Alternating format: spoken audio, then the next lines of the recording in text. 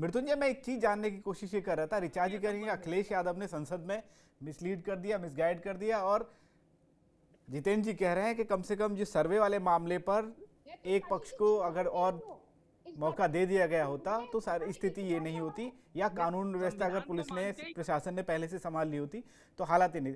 मैं आपसे ही जानना चाह रहा हूँ तो सोशल मीडिया का माहौल क्या है इन दोनों सारी चीज़ों को देखकर, और दूसरी बात ये कि क्या दोनों पक्ष अपने अपने तरीके से अपने अपने पक्ष को लेके जनता के सामने हैं?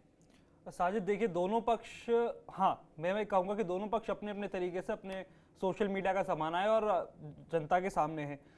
उस दिन जो हिंसा हुई और हिंसा के बाद जो तमाम वीडियो निकल के सामने आए, हमारे फोटो जर्नलिस्ट और हमारे स्ट्रिंगर और जितने भी जर्नलिस्ट वहाँ पर फील्ड पर मौजूद थे, मैं उनके फुटेजेस भी देखे मैंने, तो वहाँ पर आप एक चीज़ नोटिस करेंगे कि वहाँ मुस्लिम कमेटी के लोग भी थे। जो सर्वे टीम गई थी वहाँ मुस्लिम कमेटी के लोग भी थे। मेरा सवाल जितने पैनलिस्ट हैं जो यहाँ पर हमारे साथ मौजूद है, बस यही एक सवाल है कि जब मुस्लिम कमेटी के लोग वहाँ पर थे तो उनकी भूमिका पर भी सवाल उठते हैं। अगर वहाँ पर लोगों में अफवाह फैली, भ्रांति फैली, तो उसको दूर करने का काम वो लोग कर सकते थे। वो चीज वहां मिसिंग दिखी।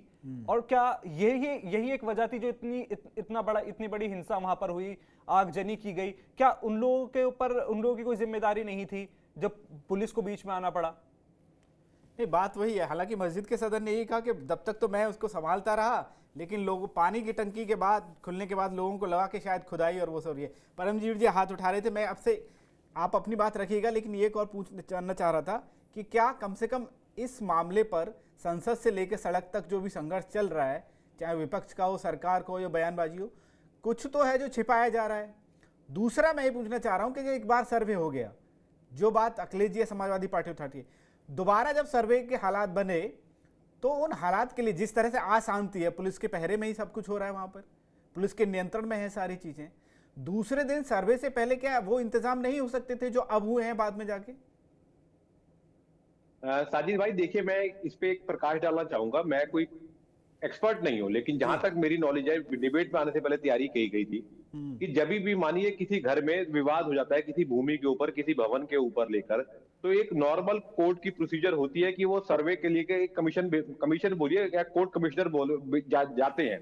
मानिए किसी दुकान के ऊपर दो भाइयों में विवाद है, तो वो कोर्ट कमिश्नर जाएगा, वो दुकान की रूपरेखा बना के लाएगा, नक्शा बनाएगा और कोर्ट को देगा, उसके बाद मुकदमा चलता है।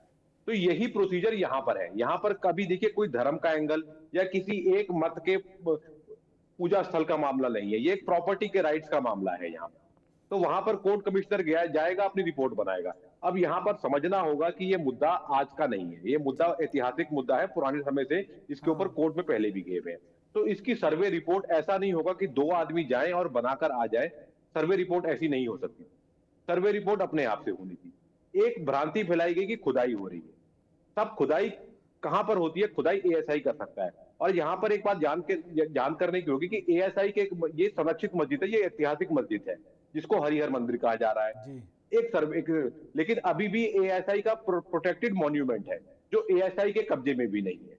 तो यहाँ पर बातें इतनी सिंपल नहीं है। फिर बहुत बड़ा प्रांगण है, इसका सर्वे आप सोचिए कि 10 घंटा 12 घंटे में हो जाए तो एक तरफा होगा।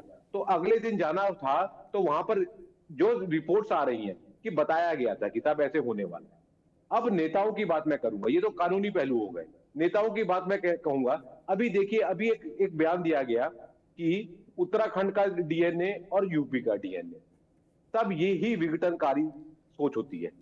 ये डीएनए भारत का कश्मीर से लेकर कन्याकुमारी तक एक होगा, कच्छ से लेकर असम तक एक होगा। यहां पर ये उत्तराखंड कहना या यूपी कहना ये गलत बात है। उसके बाद मैं आप कटाक्ष करना चाहूंगा, मुझे कहना नहीं चाहिए लेकिन ब्लंटली मैं कहूंगा कि अभी सैफई परिवार का जो डीएनए है वो भी उत्तराखंड से मिक्स हो चुका है साहब, जो आगे आने वाली जनरेशन से जी मिक्स हो चुका है साहब। देखिए, आप भूल गए थे शायद, ताऊ में आके भूल गए इन चीजों को, लेकिन यही राजनीति जो होती है ना, यही दंगा भड़काती है। यही क्षेत्रवाद, यही भाषावाद, यही दंगा भड़काता है। और इन्हीं के ऊपर लगाम लग जाए तो समस्या ना हो। ये किताब हमारे यहाँ पर ना कॉन्स्टिट्यूशन की जो है ये बहुत अच्छी है, बाबा साहब भीमराव अम्बेडकर का है, बहुत सारे लोगों का और का है, लेकिन सबसे बड़ा योगदान उनका था। अगर इसी के हिसाब से चला जाए तो कोई समस्या ना पैदा हो और बयानबाजी कंट्रोल में रखी जाए साहब। अभी देखिए, बार बार कहा जा रहा है कि एक पक्ष के लोग चले गए वहां पर, कोर्ट कमिश्नर थे, एक पक्ष के वकील गए थे, वो अपना काम कर रहे थे, काम पूरा नहीं होता। जो खुदाई जो होती है, खुदाई सब ऐसे नहीं हो सकती, किसी भी जगह पे खुदाई नहीं हो सकती। मान लीजिए मेरे घर के ऊपर कोई आदमी आक्षेप लगा दे कि ये मेरा घर है, खुदाई के लिए बहुत बड़ी परमिशन लेनी पड़ती है। ये पूरी अफवाह फैलाई गई थी, पूरी अफवाह फैलाई गई थी। इन्हीं चीजों के ऊपर अगर लगाम लग जाए तो ऐसे मुद्दा पेचीदा ना होता। जी साजिद भाई। सुधांशु जी, मैं एक चीज और जानना चाह रहा था। पूरा जो जितनी भी टेंशन वहां तक रही है, एक पाकिस्तानी कनेक्शन आ गया, आज बांग्लादेश वाला मामले पे जब योगी जी बोले तो वो डीएनए वाला मामला आ गया। इतने बड़े नेता, मैं अखिलेश जी और योगी जी दोनों की बात कर रहा हूं, अगर इस तरह के मुद्दे पर ऐसे लड़ेंगे तो राजनीति, जो लोग हैं, जो प्रदेश के लोग हैं, जो उनसे अपेक्षा रख रहे हैं कि एक कम से कम सुरक्षा और पूरे सूबे का ख्याल रखें, दूसरे कम से कम विपक्ष में रहते हुए जनता की आवाज़ उठा सकें, तो डीएनए वाले मामला कहाँ से आ गया? आपको लगता है कि ये सारी चीज़ें जो आ रही हैं, अचानक से कनेक्शन जुड़ जा रहे हैं, पाकिस्तान का जुड़ जाए, चाहे जी.आर. रहमान का एक पुराने वाले मामले का जुड़ जाए, और ये डीएनए वाली मामला, आप कैसे देख रहे हैं इन तीनों चीज़ों को? तो आपने जो अभी कहा, वो पहले जो अभी परमजीत जी से बात कर रहे थे, सवाल देखिए क्या है, ये बहुत सेंसिटिव इशू है। आप जब कोई भी जो इमोशनल इश्यूज होते हैं बहुत सेंसिटिव होते हैं, और उसको हैंडल करने के तरीके भी अपने होंगे। अभी परमजीत जी उदाहरण दे रहे, दो भाइयों का झगड़ा है, वो इतना सेंसिटिव नहीं होता, वहां पर आप 2 पुलिस वाले भी भेजकर उसको सर्वे करा सकते हैं। 2 रिलीजन का मामला है और उसमें आप सर्वे करने जा रहे हैं, तो इसका मतलब क्या है, पूरी तैयारी आपके पास मुकम्मल होनी चाहिए।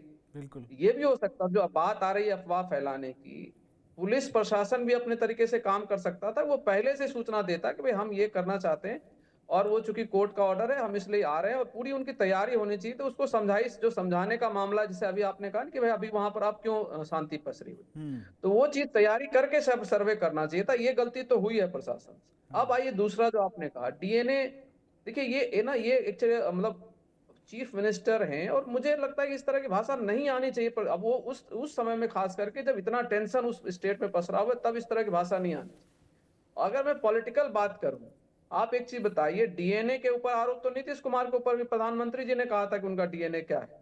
आप लोग ध्यान कर लीजिए वो स्टेटमेंट। आज उसी चीफ मिनिस्टर के साथ, उसी नीतीश कुमार के साथ आप पिछले कितने दिनों से सरकार चला रहे हैं, तो उसी डीएनए वाले के पास आप सरकार चलाने क्यों पहुंच गए? फिर उनका डीएनए तो बहुत खराब है, प्राइम मिनिस्टर का बयान है। दूसरी बात, देखिए बांग्लादेश का, अब आश्चर्य ये है, बांग्लादेश हो या ये जो पाकिस्तान का दोनों मामला, बांग्लादेश में जो भी हो रहा है, जो वहां के अल्पसंख्यक समुदाय है उसके साथ जो भी हो रहा है, उसके अगर कुछ भी कर सकता है तो इस देश का जो केंद्र सरकार है वही कुछ कर सकती है ना। बांग्लादेश आप, हम या कोई भी पॉलिटिकल ऑर्गेनाइजेशन कुछ कर सकता है क्या बांग्लादेश? अगर वहां पर अन्याय हो रहा है, हम लोग देख रहे हैं कि अन्याय हो रहा है वहां पर, वहां का सिचुएशन खराब है, हिंदुओं के खिलाफ काफी दिक्कतें हैं, वहां पर हिंसा हो रही है, तो इंटरवेंशन कहां से होगा? आप ये मुझे बताइए। इंटरवेंशन, इवन योगी आदित्यनाथ भी इंटरवेंशन नहीं कर सकते, अखिलेश यादव इंटरवेंशन नहीं कर सकते, ममता बनर्जी नहीं कर सकती, कोई भी, जो भी, इवन बीजेपी के जेपी नड्डा वहां इंटरवेंशन नहीं कर सकते। इंटरवेंशन कौन करेगी? केंद्र सरकार इंटरवेंशन करेगी ना। जो भी क्षमता है वो केंद्र सरकार के पास है बांग्लादेश में इंटरवेंशन करने की। जी। तो जो दल सत्ता में है वो इस बात को कैसे उठा रहा है कि बांग्लादेश में ये हो रहा है? भाई चिंता, आप एक चीज बताइए, आपको देश का राजा बना दिया जाए और आप खाली देश की प्रॉब्लम गाएंगे, उस प्रॉब्लम का सॉल्व करने की तैयारी करेंगे। तो बांग्लादेश में अगर आज कुछ हो रहा है तो उसके लिए जिम्मेवार केंद्र सरकार होगी। दूसरी चीज कि मान लीजिए पाकिस्तान से जो गोली मिली है और उसको फिर से ले आया गया उस एंगल, इसमें भी सवाल यह है कि पाकिस्तान से गोली बॉर्डर क्रॉस करके आई होगी ना। बॉर्डर पे कौन बैठा रहता है? बॉर्डर पे बॉर्डर सिक्योरिटी फोर्स बैठी होती है। किसके अंदर आती है बॉर्डर सिक्योरिटी फोर्स? किसके अंदर आती है? किसी स्टेट के अंदर आती है क्या? योगी आदित्यनाथ जी पाकिस्तान से आने वाली गोली को रोक सकते हैं? नहीं रोक सकते। पाकिस्तान से आने वाली गोली को जो केंद्र में बैठी हुई सरकार है वही रोक पाएगी, और तो कोई नहीं रोक पाएगा। तो इसका क्या मतलब बनता है? तो सवाल यह है, दिक्कत क्या आ रही है, जो मैं शुरू में ही कहा था कि जब टेंशन पसरा हुआ है किसी राज्य में, और उसका कोई, मैं बार बार इस बात को कह रहा हूं, केवल संभल का मामला नहीं है। हम आप डिस्कशन इसलिए नहीं कर रहे केवल एक संभल, क्योंकि हमें चिंता है कि ये वाइड ना हो जाए, बढ़े नहीं, लोगों में जो है आपस में मनमुटाव ना हो, जो भाईचारा है देश के अंदर, और ये बार बार मैं कह रहा हूँ भाई, ये डिफरेंस रहेंगे, अलग अलग तरह के लोग हैं, जाति, रंग, धर्म, सब कुछ अलग अलग है। हमने कोई ना कोई एक एका बनाया है ना, कॉमन मिनिमम एक समझ हमारी, एक भारत को हमको कैसे आगे ले जाना। तो उस समय में पॉलिटिकल बयानबाजी तो बहुत सतर्कता पूर्वक करनी होगी, तभी तो शांति स्थापित होगी। आप अगर सोच रहे हो केवल डंडे के जोर पे कोई शांति स्थापित कभी भी नहीं होती।